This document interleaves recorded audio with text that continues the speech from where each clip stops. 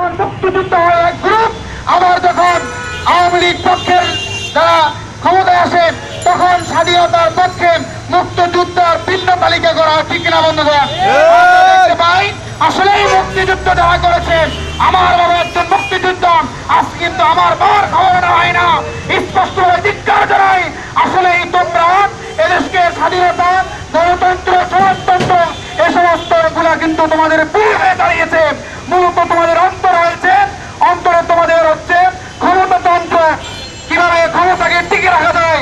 সংগ্রামী সাথী বন্ধুগণ, আজকে কি দেখছেন আপনারা? স্পষ্ট সবাই কিন্তু ক্ষমতা চায়। আমরা এদেশে স্পষ্ট ভাষায় বলতে চাই, এদেশে আমরা ক্ষমতা চাই না, আপনারাই ক্ষমতা চালান, সমস্যা নেই। কিন্তু আজকে গরিব দুঃখী মেহনতি মানুষ আজকে এক দল ক্ষমতায় যাওয়ার জন্য আরেক দল ক্ষমতায় টিকে রাখার জন্য আজকে যে রংবাজি শুরু হয়েছে, আজকে যেভাবে বোমাবাজি, টেন্ডারবাজি, আজকে যেভাবে গাড়ি ঘোড়া মারধর চলছে, আমরা তীব্র নিন্দা এবং প্রতিবাদ জানাচ্ছি, ঠিক না বন্ধুগণ? স্পষ্ট ভাষায় বলতে চাই, আসুন ইসলাম মানবতাকে সামনে নিয়ে আসলে এই সমস্ত মানবতা কুহুরি সংবিধানকে পৃথিবীতে মহাগ্রন্থ কোরআনকে সংবিধান হিসেবে মেনে নিয়ে আসেন। আজকে শ্রমজীবী, কৃষক, মজুর, আজকে রিক্সাওয়ালা, ঠাওয়ালা, ভ্যানওয়ালা সবাই শান্তি চাই। আসুন আবারও আমরা আবার এই সমস্ত জালিম শাহিদ হাসিনা নো খালেদা ইসলামী দেশ, ইসলামকে ক্ষমতা আনেন। এই দেশের লক্ষ্য 16 কোটি মানুষের শান্তি দিতে, ইসলামকে ক্ষমতা আনার জন্য উদাত্ত আহ্বান জানাবো। আজকে কিছুক্ষণের মধ্যে আপনারা 28 তারিখের পরেই দেখবেন বিভিন্ন ভাবে তারা আপনাদের পক্ষে কথা বলবেন।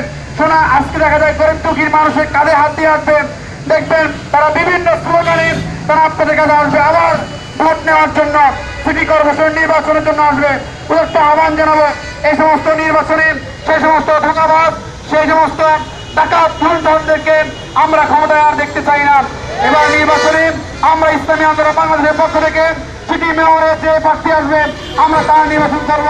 ঢাকা উত্তরে আমাদের প্রার্থী হল ইসলামী আন্দোলন বাংলাদেশের ঢাকা মহানগরের সভাপতি মাওলানা অধ্যাপক হাফেজ এটিএম হেমায়েতুদ্দিন সহ দায়িত্বশীল বিন্দু যখন আসবে আমরা ইনশাআল্লাহ আমরা উদ্দেশ্য আহ্বান জানাবো এই সমস্ত ব্যক্তিদেরকে আমরা ভোট দিব। এবং যে সমস্ত কালোবাজারীরা বিভিন্নভাবে আমরা দেখেছি, তাদের হোসেন খোদাকে দেখেছি, তার উত্তরসূরিকে দেখেছি, এদেশে কাউকে শান্তি আনতে পারে নাই।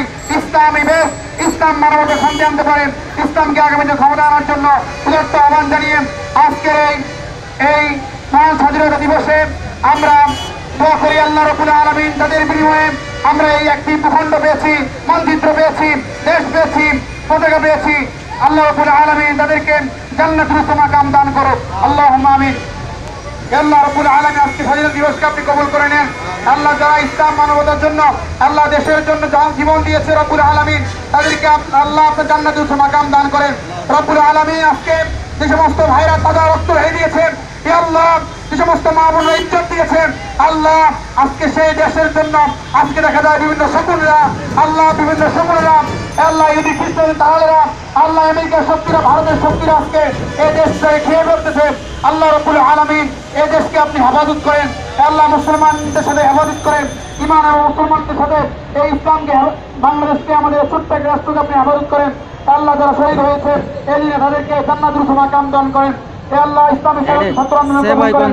হে আল্লাহ আগামী নির্বাচনে যারা সহযোগ্য ইসলামের যারা দাওয়াত হবে, আল্লাহ মানবতার মুক্তি যাদের মাধ্যমে আসবে, দেশের সমৃদ্ধি যাদের মাধ্যমে আসবে, গরিব দুঃখী মেহনতি মানুষের মুখে হাসি যাদের মাধ্যমে ফুটবে, আল্লাহ তাদেরকে নির্বাচন করেন। ওয়া সাল্লাল্লাহু তাআলা খায়রুল খালকি মুহাম্মাদিন ওয়া আলা আলিহি ওয়া সাহবিহি আজমাইন বিরহমাতিকা ইয়া আরহামার রাহিমিন।